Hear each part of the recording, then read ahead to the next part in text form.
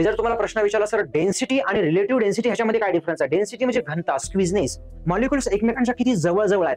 कमी जागेमध्ये जास्त मॉलिक्युल जर बसत असतील ना तर ती डेन्सिटी जास्त आहे असं समजून घ्यायचं. सॉलिडची डेन्सिटी जास्त असते लिक्विडपेक्षा आणि लिक्विडची जास्त असते गॅसपेक्षा.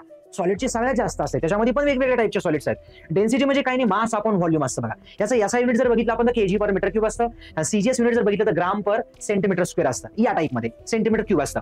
आणि रिलेटिव्ह डेन्सिटी म्हणजे कसं की आपण एखाद्या पदार्थाची डेन्सिटी स्टँडर्ड लिक्विड सोबत कम्पेअर करत असतो किंवा लिक्विडच्या डेन्सिटी सोबत कम्पेअर करतो असं म्हणलं तरी चालेल. बघा डेन्सिटी ऑफ द सबस्टन्स आणि density of the water at 4 degree Celsius, कारण पाण्याची डेन्सिटी 4 डिग्री सेल्सिअसला हायएस्ट असते. या दोघांच्या रेशोला काय म्हणतो आपण? रिलेटिव्ह डेन्सिटी असं म्हणतो. रिलेटिव्ह डेन्सिटीला काही युनिट वगैरे नसतं बरं, हे डायमेन्शनलेस क्वांटिटी आहे. लाईक व्हॉल्यूम तुम्हाला याचं जास्त दिसत असेल पण ह्याची डेन्सिटी जास्त असल्यामुळे इकडचं वजन खाली आहे आणि तिकडचं वजन वरती आहे. याचं व्हॉल्यूम कमी आहे, व्हॉल्यूम जास्त आहे पण डेन्सिटी जास्त आहे ना याची.